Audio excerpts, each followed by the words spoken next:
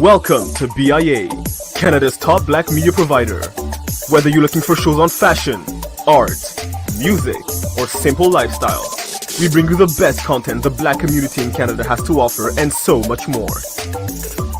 And better yet, do you have an idea for a project you'd like us to help you with? We provide equipment, studio, and office space, as well as a team of dedicated individuals to help you bring those ideas to life. So don't wait. Check out our new website at biamedia.ca for more information on how to contact us and start creating today. BIA Media, your way.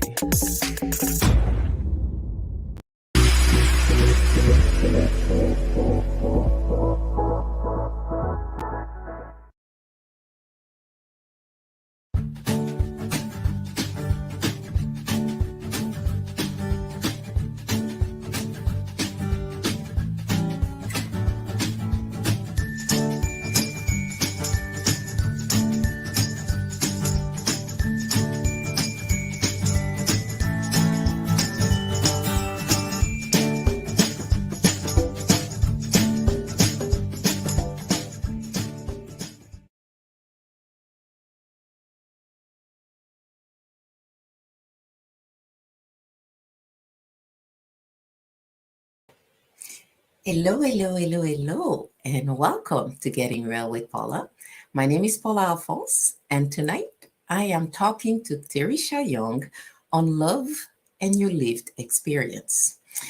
Teresha is a relationship master coach who helps single, professional, and entrepreneurial women to confidently achieve a loving relationship where they feel secure, alive, and in their feminine energy. So far, she has shown hundreds of women how to find a deeper understanding of themselves, as well as what setting themselves up for relationship success looks like. I am so looking forward to this conversation, for I see way too many successful women struggling to find the right partner. So good evening, Teresha. Good evening, Paula. Thank you so much for having me as a guest on your show. My pleasure. I know you're going to stretch our minds, and that's all I'm asking for. So I'm always excited for one of Are those. you ready? So could I ask you to start by introducing yourself using 5 words and the reason why you chose these words? Okay, that is a wonderful question. And out of all of the interviews I've done over the years, I've never been asked this before. So let's go. One of the first words I would say is love, because for me, love is our very essence. And whenever I am thinking about something or any action I'm about to take, I always say, what would love do? Because there is no way to love. Love is the way. That's love of yourself. That's love of other people, our environment, the world, whatever that might be. So I am guided by love. So that's my first word. Mm-hmm. The second word would be mother, because I am the mother to a wonderful 5-year-old daughter who I am so blessed that she has chosen me to be her mother. She's happy, she's content, and she's thriving. And in spite of a diagnosed disability that she has, which is called global developmental delay, and also an underlying condition called MED13L syndrome, which has a long-term prognosis, she absolutely strives to do her best. And to witness her, she is one of my greatest teachers. I learned so much from her. So I'm completely blessed to be her mother. So mother is the second word. The third word is empowered. Now, over the years, I have had many struggles feeling empowered as a woman. Many cases where I was not able to speak my truth or to express myself fully.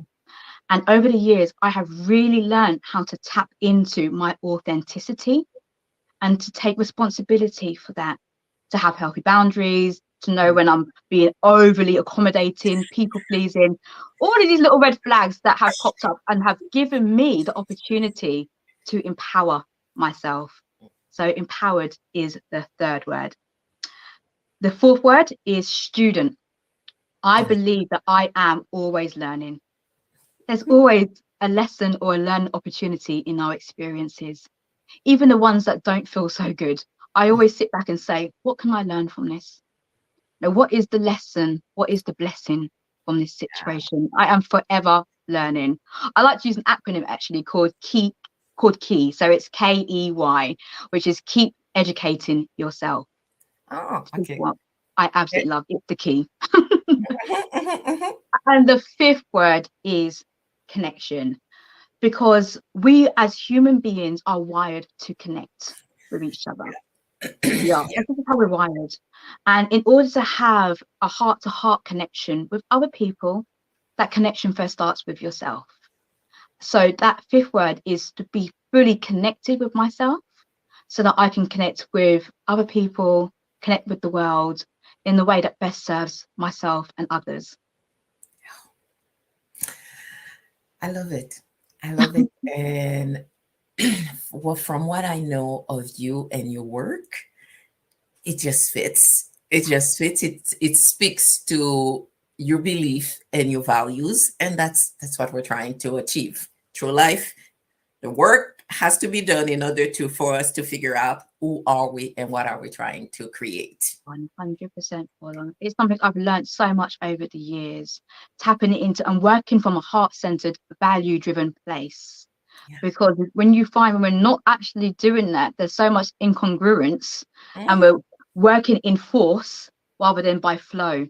And for me, it's really tapping into those words that I've used there in order to empower me and to drive me to operate what I do in the way that I do Mhm. my things. Thank you for sharing that. And I know this is going to come back in other parts of the conversation Mhm. because I also suspect this is your way of also empowering other women as well. So, could you share with us some of the highlights of your life journey, your career path, and what led you to entrepreneurship? Because you didn't start out wanting to be a relationship coach. No, I didn't even start out thinking I would have my own business. I thought it was going to be the usual trajectory of life, get into a career, have that 9 to 5 corporate job. So Mhm. I have a HR management background. So for well over 10, 11 years, I was supporting people of all levels, directors, CEOs, managers, staff level employees, and helping them with regards to mentoring, assisting them, supporting them, and upskilling them as you do in a HR role. Mhm. And a lot of that HR role was employee relations as well, which is about dealing with the less fun aspects of the job, such as redundancies, disciplinaries, grievances. Mhm. We call it choopy transfers. I'm not quite sure what you might name it in, but it's when a company is transferring to another company and employees have to shift, and you have to look at the terms and conditions and amalgamate them. All of those things, the less fun aspects of it. Mhm. The aspects of that role that actually were quite weighing me down in it. It wasn't a fulfilling role whatsoever. And I just didn't feel aligned to the job, although I loved working with people. So I was like, so how can I still work with people and encourage them, motivate them, but in a role that doesn't actually have the less fun aspects of it? Mhm. But it was more my lived experiences, Paula, that got me on the path of being a relationship master coach, because I absolutely love the relationship dynamic. Now, one of those key experiences was growing up, actually, and witnessing a very dysfunctional relationship between my parents. Mm. Now, my father was mentally, emotionally, and physically abusive to my mum, and there was a lot of domestic violence in that relationship towards my mum. And he was alcohol dependent and also dabbled in some hard drugs as well. He was in and out of prison, and also he had numerous affairs whilst with my mum and fathered other children whilst with my mum. So I'm the eldest of how many children there may be out there. But four, I have 3 full siblings. So there's 4 of us who share the same mum and dad. So I was the eldest of those 4 in the household. And it took a lot of nurturing and also looking after them, caring for them as the eldest of those 4 children. And I have to say that it was such a turbulent environment. It wasn't all the time. I'm not going to say it was every single day, but for a huge majority of the time it was. Mhm. It was a bit like Dr. Jekyll and Mr. Hyde, I'd say. You Mhm. just never knew what dad you Yeah. were going to get. Never knew how safe mum was going to be, because there was some extreme violence there too. And I have to say that after 30 years of my dad not changing, my mum finally stood her ground, and she knew she had to do something about it. She was tired of this. She was exhausted. There's only so much she could take of this, and she called the marriage to an end. And it was a difficult time, of course. That's 30 years with somebody, over 30 years, and you've got 4 children. And I fully honor and witness the reasons why she would stay in that relationship, because there's so many reasons why people stay in a relationship. Okay, and I'm not here to judge, but she made a decision to move on, and she is so much more happier now. She's Yes. living her best life, Mhm. and I really honor and respect her for that. Now, the second experience, there's loads of experiences. I'm just going to refer to 3 in this conversation. However, the second one was growing up and being at school Mhm. and not feeling accepted by the popular group of people at Mhm. school. And I think many of us can relate to that, feeling like an outsider, feeling rejected and abandoned by that. And especially at a time where school felt more of a safe place for me. Mhm. And then to be hugely rejected. For example, let's say there's opportunities for people to pair up and work together on a Mhm. piece of work, I wouldn't be selected. Or the only time that somebody would want to pair up for me or have me part of their group was when their friend was absent from school, on holiday or sick. Oh, let's bring Teresha in. And then when the friend comes back. So that really, it Mhm. programmed me to think that I wasn't worthy. And it Yeah. affected my self-esteem and my confidence in that. I was also very, very slim as a child growing up. I didn't have any shape or any curves. I used to wear 2 pairs of trousers to make my legs look bigger than they were. Some people, well, some of the boys anyway at school used to say I was like Olive Oil from Popeye, really, really small with the hair tied back. And those things stay with you. You laugh it off and think they're playing around, but they stay with you and really knock my confidence. So that gave me an opportunity to witness relationships in a different dynamic, friendships, and how there's an element of give and take, and how I felt incredibly used at sometimes. Now, the third one that really got me on my path to where I am now was when I finally decided to give love a go. And I got myself into my first ever relationship with somebody who I was with for 5 years. And I really thought that this was the one, my forever partner. We were saving up for a mortgage, spoke about children, everything like that.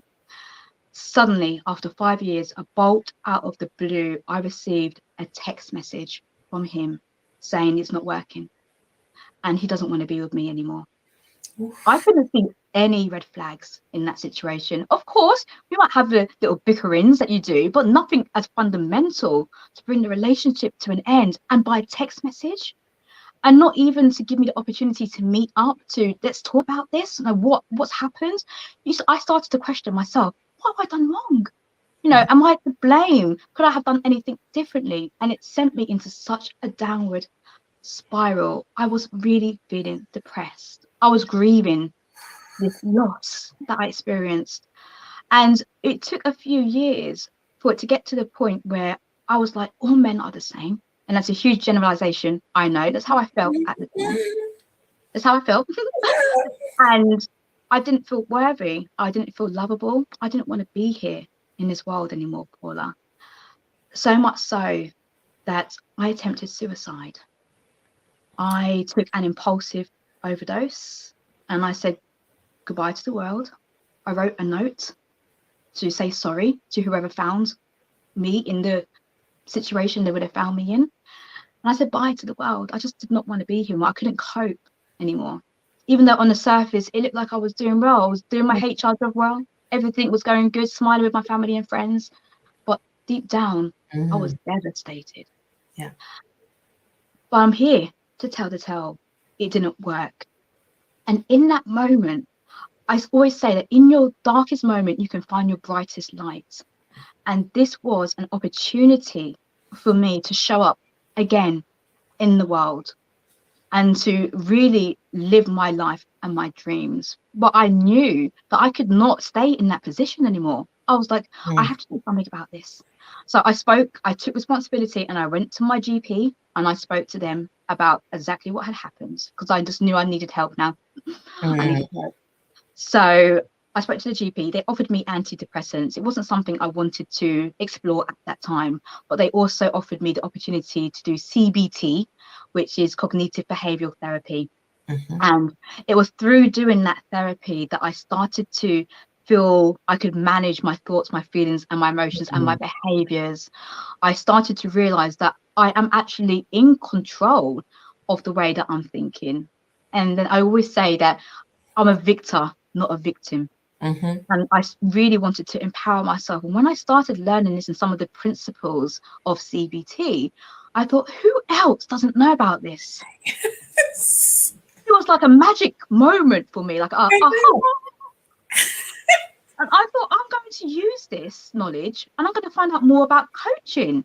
So Mhm. I started to explore different modalities such as NLP, CBT, also life coaching, counseling, just to get a broad understanding about the ways that different therapies work. And also I did my master coach accreditation as well. Then I went on a period of maternity leave because I did meet somebody and I went on to a period of maternity leave. And it was during that time that I decided I didn't want to go back to the corporate world, Mhm. that it wasn't for me. And I wanted to utilize everything that I have learned through coaching in order to start up my own business. And most recently, over since 2016, I've really been focusing mainly on women. I do work with couples and mentors. I just want to put that out there, but Mhm. mainly with women in order to help them to know themselves, to trust themselves, to Yeah. love themselves fully and completely, because that sets the bar for any Mm. relationship that you have now or desire in the future. Yeah. And I would not look back. And even in those experiences, and there's been many more because life happens, I do sit back and I witness and I honor those experiences to where I am now, because Yeah. it's a growth journey. Yeah. Work in progress, as I said. Yeah. It is, And absolutely. it's this is the part that I think as human we sometimes struggle with, which is the sense that we hope for everything to always go well, but Mhm. it's usually in those dark period that you actually learn so much more, not only about yourself, but about that side of yourself that is not about pleasing others. And that's huge. It So is. yeah, I can completely relate because you came in with a lot of lived experience that didn't work with the Princess Disney dream, where it's like, and everything ended and they were happy for the rest of the. It's like, yeah, Oh, no, so there's gaps magical. in between. Yes, there are happy moments, but there's also moments where it's like, not so great. Absolutely. There's so many chapters within that story that get missed out. That's why my kids say I can't watch those children's movie because Yeah, I'm like, really, really, yeah, and they're like, okay, mom, you exactly. can't. I'm like, okay, okay, let me go. So coming back to this conversation, I understand that you're a master coach. Can you validate for me and the audience what is the distinction between a coach and a master coach? Yeah, sure. So what I will describe it from the aspect and perspective of being a master coach. So during the training and the accreditation that I did, being a master coach in the modality that I specialize is about connecting with the world and making the world a better place in itself. And it's about making the world a better place and also helping people to reach their highest and their fullest potential, but not using the necessary modalities and the theories that most people would use, the outdated theories that don't actually have a place or a practical use Mhm. in today's world. And all respect to some of the theories out there because they give us knowledge and Mhm. perspective, but they just don't hold their place here. So, as part of the training that I did, I use a very cutting edge exclusive strategy, and it's a V coaching strategy that I use with my clients in order to help them to get the astonishing results that they do get. And it's very much about working on a holistic level, because the mind and the body has a connection with it. And I don't specialize obviously in the fitness industry, but sometimes you can be so focused on the body aspect of it, but not necessarily focusing on the mind as well. Same when it comes to relationships. You might be focusing on the mindset about getting yourself into your dream relationship, but there's a lot of work with the body that needs to be done too in order to receive that relationship. So this is where the master coaching comes in order to have that holistic approach to it. So whenever I'm working with clients, it's very important that I get them to connect with their feelings and their emotions, because we are in a feeling-based universe and it's all about vibrations. And you may set a goal and be like, this is what I want, this is what I desire, this is what I crave. But if you don't feel it, it's just a goal. So you really have to connect with that feeling. So how is it going to make you feel when you achieve that goal? Visualize that. And so how does that make you feel? Why do you feel that way? And it's not always very easy for us to connect with our feelings, particularly, I think, in society where sometimes we have been encouraged to dumb down our feelings and to not honor our emotions. For example, growing up as a kid, sometimes you may fall over as a kid, and our parents have very good, well intentions, and they want us to be strong, confident, but you were kind of encouraged to, oh, get up, it's okay, don't cry, it's all better. But what if you really do want to cry as a kid? Because it really hurts. You know, there might be a point where after an hour, you might want to stop crying. I think the shock aspect has gone. But it's kind of like we have kind of been taught, oh, it's okay, you can deal with it. And it's something that we've just been conditioned to do, and not to really witness and sit in our emotions and our feelings. But that's the power of coaching and the power of master coaching for what I do. So I'm going to refer to it from that aspect. And I love what you're saying, because I often make the comment that in the society we live in, you're often celebrated for what you do, but not for who you are. So that creates that sense of dissonance, cognitive dissonance between what is it that who is it that I am, and who is it that I have to perform to be, so that other people see me as that person that I need to be. And the part, and I'm just gonna make a quick exit into movies. It's this part where you see the movies and the morning after, and they wake up and her makeup is perfect, and you're like, in what world is that happening? And again, that's these subtle messages that leave you that sense that you always have to be perfect, on your guard, at the expectation of whoever is out there. And unfortunately, it's a conditioning that starts very early. So if you have been in that mode, when you come to relationship, you have this idea of what it should be. But I'm not going to get into your conversation. So I'm going to let you get there, because I know there's so much more to discuss. Okay. So in your practice, what are some of those misconceptions we sometimes hold about love or being in a relationship? One of the biggest misconceptions when it comes to love and being in a relationship actually is that it's external to us. I will be happy when I'm in a relationship. I will feel fulfilled when I'm in a relationship. I will do something about my figure or my health when I'm in a relationship. It's not about when, it's not external. It all starts with yourself. You have to get yourself into the energetic vibration in order to receive that relationship. You have to create that happiness within you now, without somebody else. I always say that you are already whole. You don't need anybody else to complete you.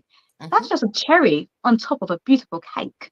They're there to complement you, not to complete you. So it all starts with you first. So find ways to be happy, to be content, to be fulfilled now. Because when you are actually radiating that energy, you're going to be attracting that person to you so they can meet you where you are now.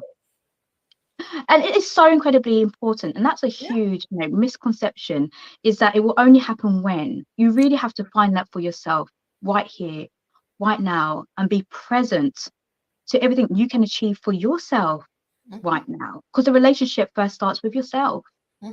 It's like that analogy that so many of us have heard about the oxygen mask and being on an aeroplane. So many people have heard this.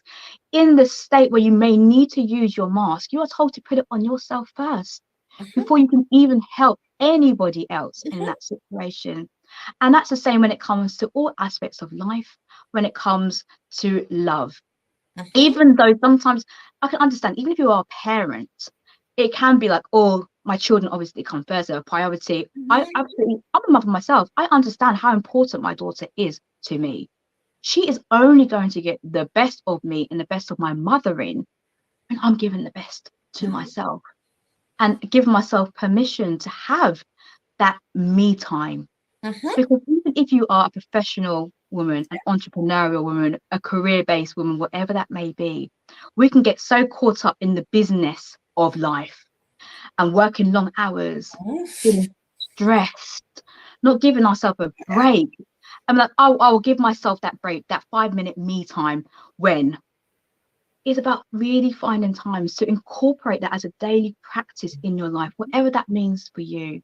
That pause, that chill time, that relax. So a misconception is that I don't have time for yourself. We all have time. It's all about choice management. There's time management, there's choice management. It's what you choose to do within that time.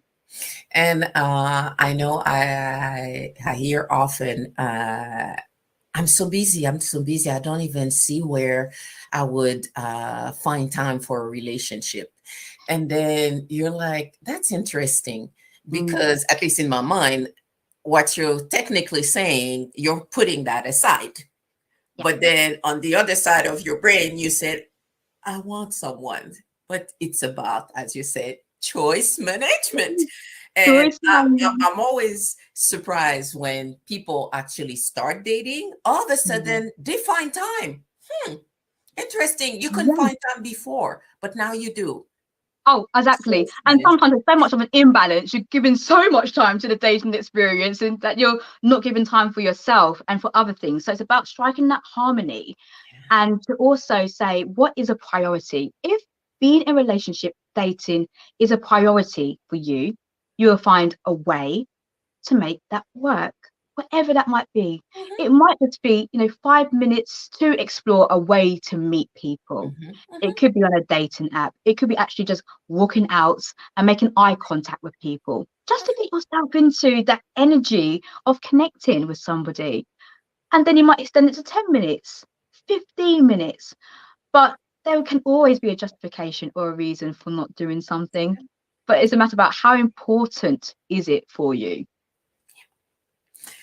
I know you've mentioned, we've mentioned it in the intro, but I've also heard you mention it just a few minutes ago, the energy. What does it mean to be in your feminine energy, and why is it important for professional and entrepreneurial women? Absolutely. And that's a really good question, actually, because I think there's sometimes quite a fearful aspect around being in your feminine energy, because there's a huge misconception about that too, that means that you are disempowering yourself, that you're being submissive, that you're being weak, you're being a doormat, you're going to let everybody walk all over you, and that you are not holding your ground or standing your ground. But that's not what a feminine energy is about. We all have energy. Energy is everything. And we as beings are made up of masculine and feminine energy. It's not gender related. Men and women have it. So often what is the case is that when we are doing our job as busy entrepreneurs, professional women, whatever that might be, even maybe a single mother who's taken on the father role as well. We can be very heavily involved in our masculine energy. We still have to have both energies, it's striking that harmony.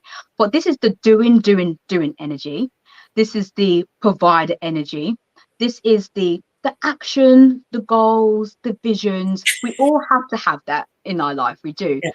But when we are heavily tapped into our masculine energy, we are pushing the feminine energy back. Now, this is the energy that allows us to receive our heart's desires. This is the energy where we have to take our hands off the control and allow and be in flow. This is a beautiful, empowering, creative energy where you are hugely connected with your intuition and you allow an element of freeness, of calm, of balance. And this is why when we were speaking earlier about the importance of having that me time in order for you to really witness yourself and to allow yourself to receive. For example, let's say you're at work and you get recognition for doing a really good job. You might have done a project or something like that, and you've got a high recommendation for that work. You might just tick that off and be like, great, goal done, on to the next goal. But to actually sit down and witness that appreciation, how often it's a case of, okay, we've got a performance development plan. Now, what's the next thing to achieve? But when you sit down and you actually witness that feeling, I've been acknowledged for that. I'm going to receive that compliment and I'm going to receive that appreciation. And how does that make me feel? Back to the feelings. It's about connecting with your feelings.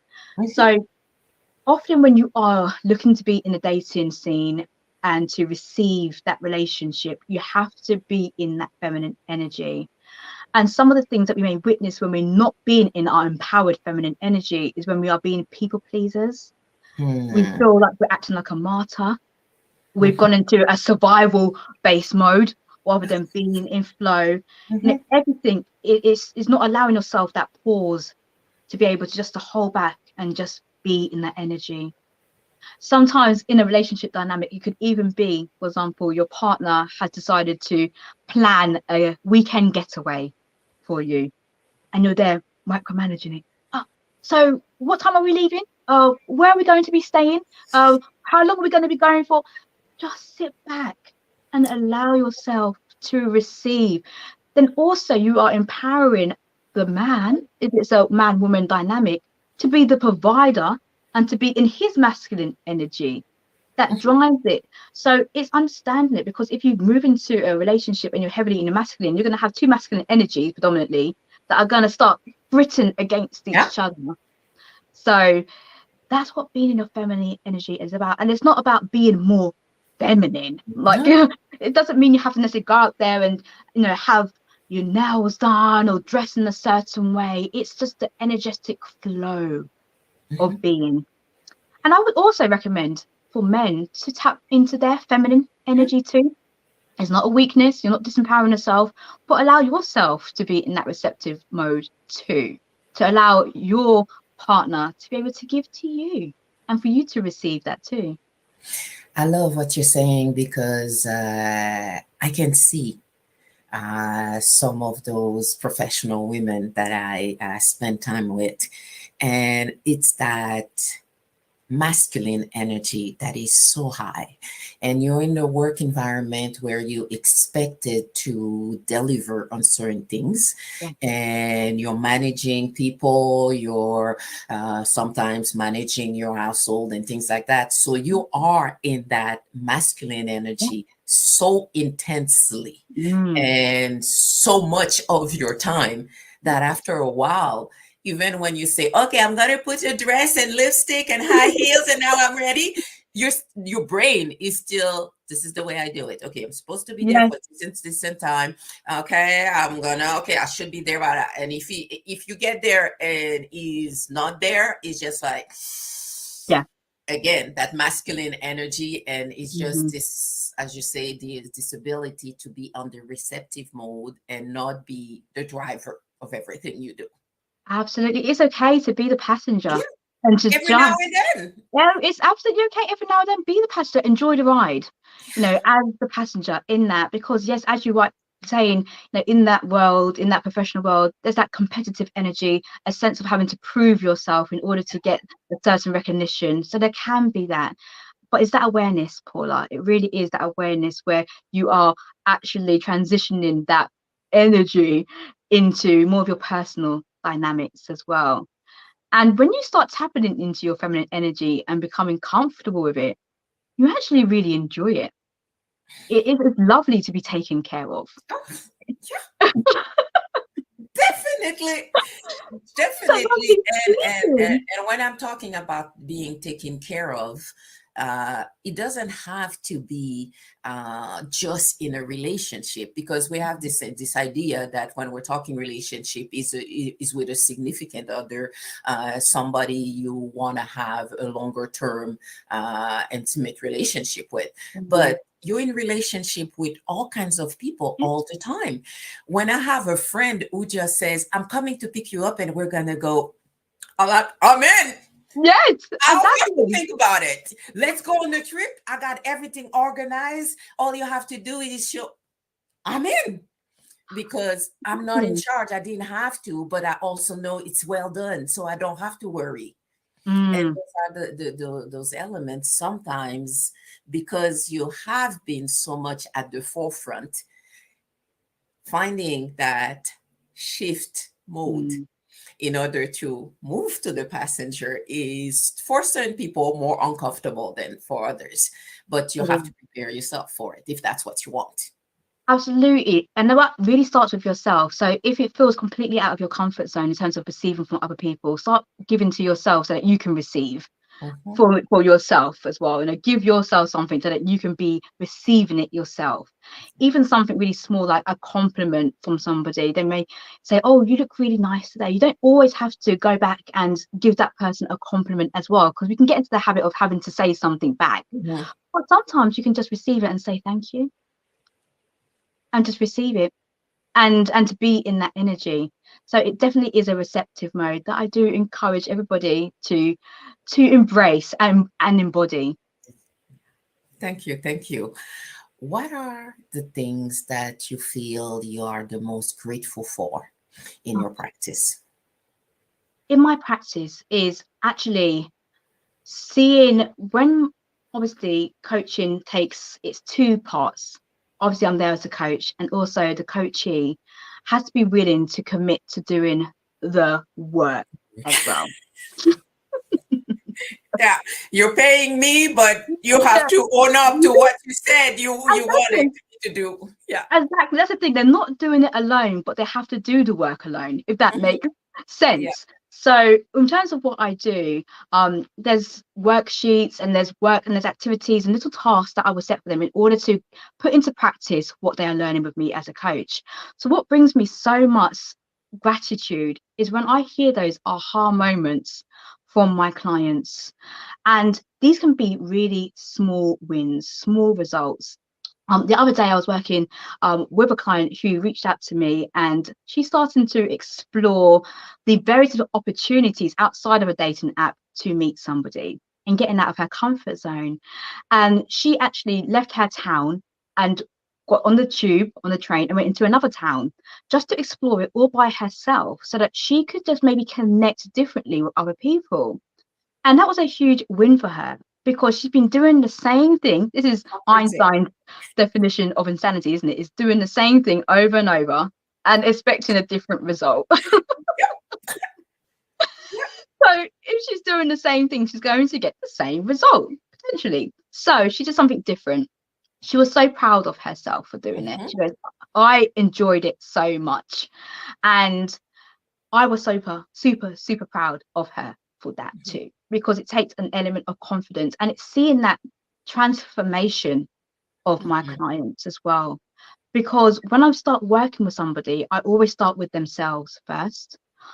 I'm not talking to you about the strategies and the applications that you can get yourself on. Like, it all starts with you first. So there's maybe some healing work, some forgiveness work to understand any emotional um any emotional, I'm going to do quote unquote here, baggage that they may be carrying around with them. So I actually have a framework that I use as a coaching framework, and it's called the 4 C's Blueprint. And the C's all stand for something different. So the first C that I work on with them is called carriage. So it's working out any relationship patterns, any emotional quote unquote baggage, traumas, any triggers that they may be carrying around with them. And then we move into the whole ceremony side. And this is where I really start to focus on the mind-body connection with my clients and their feminine energy, and really starting to tap within. We then move on to the whole connection side of it, which is the 3rd C, which is all about knowing themselves, their purpose, their values, their belief systems, setting some goals, really connecting with their authenticity. Then the last C is the whole communication piece, where we start to look at the strategies to be able to connect, because we do a lot of work on themselves first. And then they are ready to move into that whole dating, that whole, okay, so where can you meet people? How are you going to communicate with people when you're there? You know, communication is one of those big pieces when it comes to dating and relationships. Effective communication. Let me put that disclaimer there. So that's what I put it. And to see them transition on that journey to the part where they are at the communication stage and like, okay, I'm going out there with a whole new vibration, a whole new energy. And I just celebrate that so much. And I have so much gratitude that they trust me as a coach, and also that they trust themselves to be able to achieve their desires. Those 4 C's are so important. And though I don't know your system, I don't know what how you apply your framework, but to me, first, in order to change anything in your life, you have to have the courage to admit that it's not working. Then as you're looking at it, then what's my part in it? And those are all of those elements where you know, nothing happens in silo. So we always want to believe it's somebody else, but then what was my contribution? So I'm seeing all of that weaved into your 4 C's, and no wonder you can help the people. And what I find also interesting is you are not a placement agency. I'm not about finding you someone. I am about preparing you to find someone.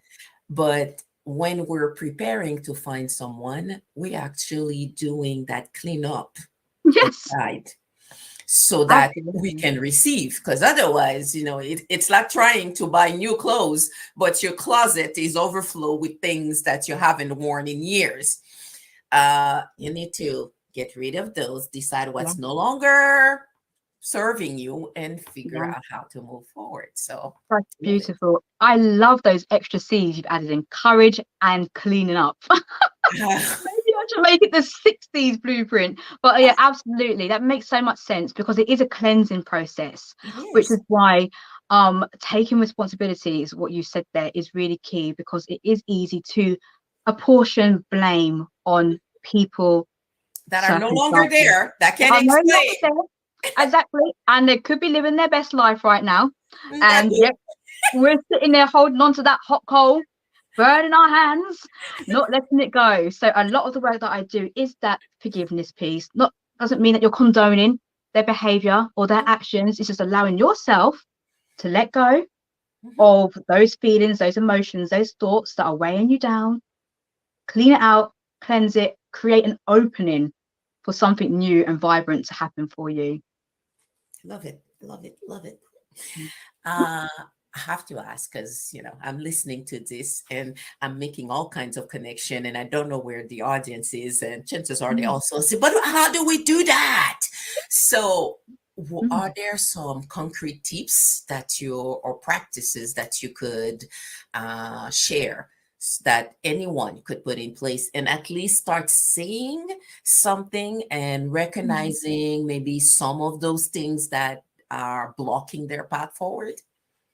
Absolutely. So many of the times when I start working with a client, there is some relationship pattern Mhm. that keeps reintroducing itself when it comes to more dating experiences and more relationship What a experiences. surprise. Would not have Yeah, expected that. Right. exactly.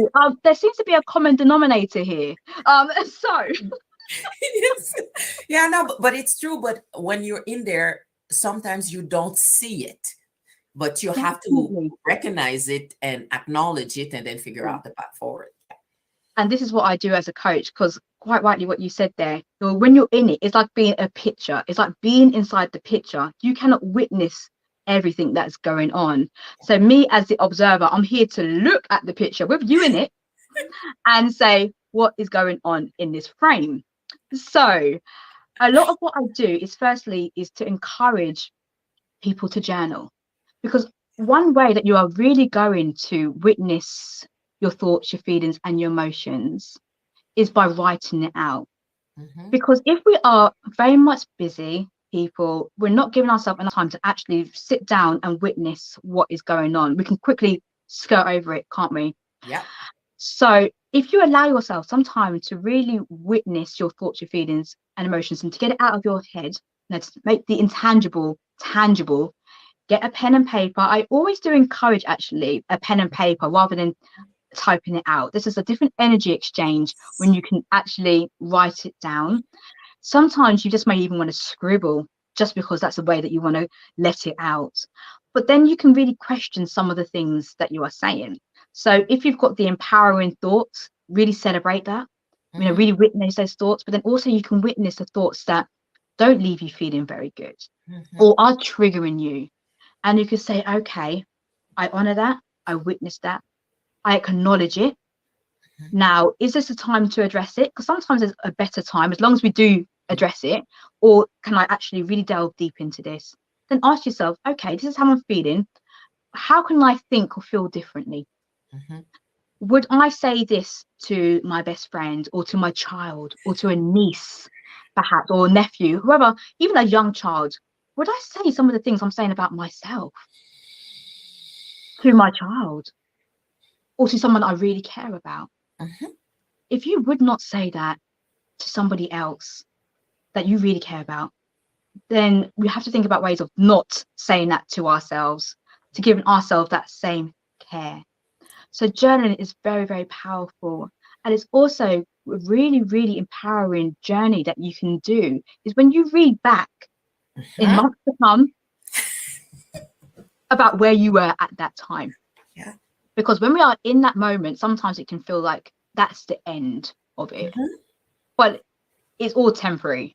Yeah. This time will Like pass. everything in life. Yeah, Yes. exactly. It too shall pass. Yeah. So when it passes, then we can be like, okay, fine. Um, that's great. I really witnessed that journey and I honored that journey for it. So journaling is one of the things I always do. And I actually provide my coaching clients with a journal when they first start working with me, because it gives them hopefully the drive to start journaling. Mhm. Gratitude. Oh my gosh, gratitude, I find, That's and huge. I think many people can relate to this, is such an antidote to any low feelings that we may be having, or Mhm. just to really amplify feelings that we're having. Because you can't be in a thankful state and also in a ungrateful state at the same Yeah. time. Yeah. Yeah. It just doesn't work like that. So at any given point in time is to really be grateful for things. Before I go to bed at night, I sit down and I do 10 things that I am grateful for. And I like to focus on that day actually, because I'm always grateful for living, for breathing. I am grateful for all of those massive things that are important. But when you can really go in with laser-like focus on things that happen during that day, Yeah. it allows you to be present to the moment that Yeah. you are in. So 10 things to be grateful for is what I do and encourage other people to do. Also celebrating our wins. Mhm. So also I have to say I am big on routine and consistency. So Oh, each yeah. night I would do my 10 wins as well. Could be Mhm. small wins, big wins. It could be something very little as, oh, I took the garbage out today. I didn't think I would have time to do it, but I took it out. No, I went all the way downstairs, took it out. That could be a small win. Or it could be something bigger. But to actually witness the things that you are achieving and your accomplishments is so good, because it allows you to receive and be in your feminine energy. So those are a few things. Also, just when it comes to general like self-care, is to really take care of your body, to really nourish your body, and to really tap into what you need. And one of the great questions you can ask yourself when you wake up in the morning is, what does my body need today? That's really going to nourish it and nurture your body. It could be more water. It could be exercise. It could be you just need to unwind and have a nice Epsom salt bath. And just have a nice soak. It could be a massage. Your body might actually need a cuddle. You might go find somebody who can give you a nice big hug that day. It's really just tapping in, because I said it's a mind-body connection as well. So it's really important that we take care of our body, and the body is the home of the feminine energy too. So it's so important that we do that. So there's a few tips. I can give more if you want. Or those are wonderful. I think just the piece about journaling is huge. And to me, the portion about stopping to appreciate life and recognizing those little things that are not only nourishing your soul, but sometimes giving you that push to do something different, to move in the direction you need to move. And sometimes in the busyness, you don't see this. You get the sense that I'm running in circle, but I'm not seeing that movement forward. But the stopping allows you to see. It might look like it's the same thing, but it's not. So and so talked to me today. They haven't looked at me or addressed me in I don't know how long. What does that mean? Yes. Yeah. That's so true. And it's been intentional about it. And maybe even before, I call it the bedtime threes as well. It's being very intentional about what you want to achieve the next day. So sometimes, as you mentioned at the start of our conversation, about being connected with my values. And there's so many values that I do have. And this is something that I also work on during my coaching with people, is to be connected with their values, what they stand for. And sometimes I can be very intentional about, so today one of my values is kindness. So how am I going to intentionally live that value today? Like really intentionally do it. So it might be giving a compliment to somebody. It might be something kind to myself. But it's a lovely energy to be in when you are actually setting intentions and fulfilling them too with it. And you are in alignment with your values. And equally, if you are looking to attract a relationship in your life, or even if you are in a relationship with somebody where you can have shared core values with that person, there's that alignment, and it can lead to greater sustainability within that relationship. So when you are connected with your values, then you can really start to send out the energy of attracting somebody, magnetizing somebody who's going to be sharing those values with you. And the piece that I'm hearing also about this is, if you don't know your own values, if you don't know what matters, what you're projecting is attracting somebody that is not going to be able to connect with you. And unfortunately, we see so many people, okay, I'm getting ready, I'm sending this message, but that's not you. That's a message you think will get you the attention, but eventually in that relationship, there won't be that core alignment with the values. That's so true. And the relationship is therefore being set up on false pretenses. Yes. And not a solid ground, because only for so long can you wear that mask. Can you wear that pretense? The pretend is real, but it is difficult every day. No. At some point, they're going to wake up and probably see you wearing your do-rag or your headscarf. But it's about being very comfortable with that. So it's really knowing what your values are. Now, there's a lot to be said about what we see on social media, societal pressures, everything that makes it look like we have to be somebody that we're not. But we're only seeing what they choose to put onto social media. That's right. Sometimes you may see a couple, they always look so happy. Hashtag couple goals, relationship goals. But behind the scene, it's completely It's different. different. And we can quite often compare ourselves and where we are in our journey to other people. And it's witnessing that, because we will feel it. We are intuitive beings. And when something doesn't feel right, or we are acting out of character, Mhm. we will feel it. And it's a huge red flag, but we choose to ignore it. We Yeah. choose to ignore it. So it's really important to know what your values are. And I didn't know what my values were, no, until I discovered. I didn't even know that they were core values. I knew these things were important to me. I didn't know there was a term for it, Mhm. but there is a term for it, and aligning yourself with it and living those values can bring you back to self. Absolutely. And it absolutely can do that. And this is the part where, as you say, especially considering the pandemic, but even before the pandemic, that focus we have on social media is this part where it's a pretend life. Mhm. If you live life every single day, you realize there's no way we can be No, like this exactly. 24/7. It's going to hurt. It's going to hurt. And we don't all walk around wearing a filter on our face as well, which so many people do. Yeah, So it is and it's not your authentic self. that's And it. it's about being really comfortable with who you are. Because if you are out there, even if you're not looking for a relationship, or if you are looking for a relationship, or relationships in any context, it really starts with you being who you are, because the right people will be drawn to you. To you.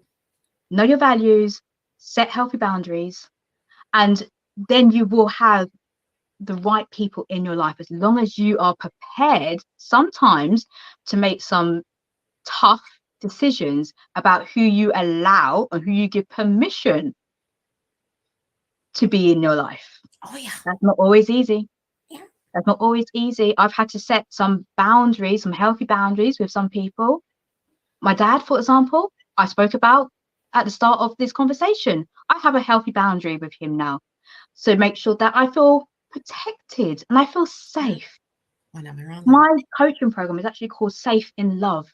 Mhm. And what that stands for is an acronym. So S is secure, A is alive, and the F and the E is feminine energy. Because fundamentally, when we can have all of those elements, we can feel safe. And we need to feel safe in our connections Yeah. with people. And that means setting some really good boundaries. Mhm. I love it. I love it. And it's the part where sometimes we so want something that we ignore the red flags. Mm, And that's the part about healthy boundaries. You want to have healthy boundaries with yourself yeah. before you even bring somebody into your midst. Mhm. So if you haven't done that part, it's this sense where that person come in and does has free reign over your Oh, life. right. No, Exactly. no, no, no. Exactly. There's a Yeah. quote that I'm probably going to really paraphrase this badly, but it's about allowing people to work in your mind with their dirty feet. I think it might be Mahatma Gandhi who said that. Is about don't allow people to walk in your mind with their dirty feet. And it's really important that we do have that. And sometimes you might even be like, but how do I determine who to have in my life and who not to have in Mhm. my life? And what helped me and what has helped other people is I just categorize people into 4 categories, basically. And it's okay to do this. We have to, we have that self-awareness piece. People can be categorized. So I have my thrusts, and these are people that really challenge me, motivate me, and inspire me. Mhm. I have my lifts. So these people who brighten my day, make me feel better about myself. Okay. I had the weights. So these are the people that bring me down and can make me feel very negative after I spend time with them or give my energy to them. And I've got the drags. And the drags are the people who always have a sad story expecting you to help them to feel better. But they're not willing to make any change. They just want to stay in that story. And afterwards, you're like, you've really dragged me down.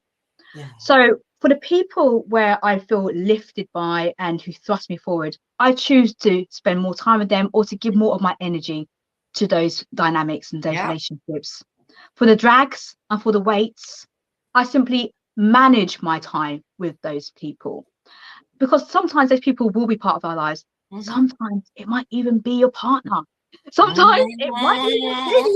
be a family member, and we Yeah. can't always create that physical space to say I cannot be in that physical space with you. Yeah. But there's certain things that you can do in order to protect your energy Mhm. and the investment of your time with those people. I love what you shared because I remember, oh, at least a decade, if not more than that. I had this woman who told me that she was at a point in her life where she said, if I spend time with someone and I leave feeling could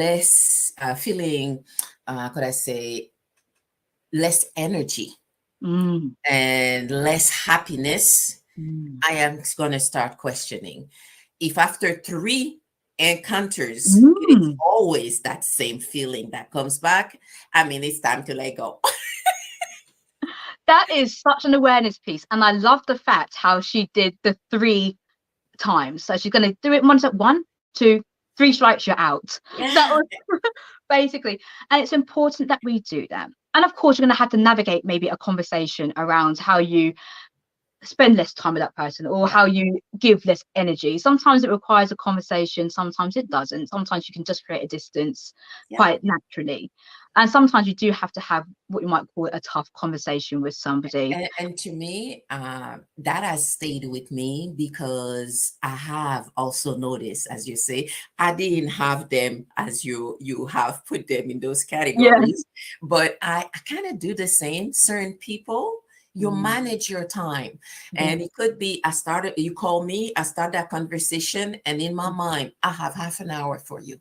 Yeah. Wow, with somebody else, I would, but it's this part where I know, especially as you say, those drags, Yeah. where they suck your energy, they complain about all kinds of things, but they really don't want to do anything about it. And Mm, it feels like they love their misery. So I don't have to be part of that misery. absolutely. And also because I do have my coach hat on as well. And I like to encourage people to work on a problem to move to a solution. Yeah. If you are always going to be talking to me about the problem without wanting to have some sort of resolve about it, I have to also protect my energy as well, because in my mind, there's so much I want to say to you, but I don't want it to be unsolicited as well. Mhm. But it's a case of just protecting our energies when it comes to those people, and to have that moment. You don't always have to respond. So quite often when it comes to things like WhatsApp messages or text messages, whatever written communication, we are constantly thinking, I have to respond to that person now. Look, you can even send them a holding message to say, got your message, I will respond to you, as soon as I can, whatever you want to say in your language. But to give yourself that moment to do it when you are ready, Yeah. because we are overly accommodating, we people please, and we have to sometimes say no or not Yeah. yet in order to say yes to ourselves. Yeah, and I love what you just said. And no, my last question for you would be, Mm, what would be that one key message you want to leave with our mm, listeners? And I think we already started that conversation, but it's those elements where you have to recognize in your environment what are those individuals that are gonna replenish your mm, soul and give you that boost of energy, mm, the ones that are not. And when you start paying attention, all of a mm. sudden, certain things become so, how could I say, obvious. And you're Yes. thinking, how did I not see that before? But I'll let you decide. I'll let you decide on that one key message you want to leave with our audience. Okay. Through all of this, as I've always said, it starts with yourself. So self-care and self-love is self-responsibility. And taking charge and managing and navigating our life, ourselves, in a way that serves ourselves. It's not selfish. is not being self-centered. You're not being conceited or egotistical. You are simply taking care of yourself. So self-care is self-responsibility. And that's the one key message I would like to leave on a parting note with your audience. Thank you. And I guess it ties in well with what you started in the beginning, which is you cannot expect love to come from the outside. You have to apply and recognize love for yourself. And then from there on. Yeah. Thank You you. are the embodiment of love. Live it, enjoy it. Thank you. I'm like, those are precious gems that you've shared. Thank you very much. It has been a pleasure, and I am so looking forward. And this is the question: when can people get in contact with you or hear some of the things that you do? Oh, absolutely. Firstly, I want to thank everybody, Paula, everybody for tuning in and listening to this conversation. It's been a wonderful, gorgeous conversation. So thank you. If you want to find out more about me and what I do, you can visit my website, which is www.tereshayoung.com. There's lots of free ebooks on there, but I also have some free ebooks and e-guides. For example, there's the 5 dating and relationship green flags for healthy love. If you're interested in that, you can DM me, and you can find me across all social media platforms: YouTube, Instagram, Facebook, LinkedIn as Teresha Young. I would love to hear from you. Thank you. I am hoping that this is going to open people's eyes into some of those little patterns, but also the value of having balance in our energy. So it's been a pleasure, and looking forward to connecting with you some other way in the future. Absolutely. It's been a pleasure. Thank you so much for the space.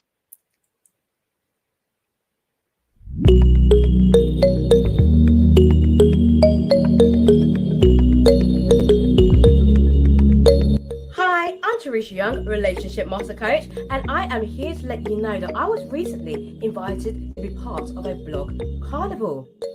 Now, what is this blog carnival you talk of, Teresha? I hear you say.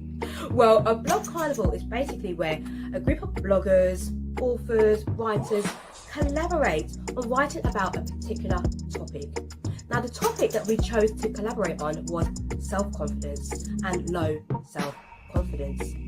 Now, what you do as the blogger is that you write the article based upon your zone of genius. Now, for me, that's relationships. So I have written an article called How to Overcome Low Self-Confidence to Have Successful Relationships.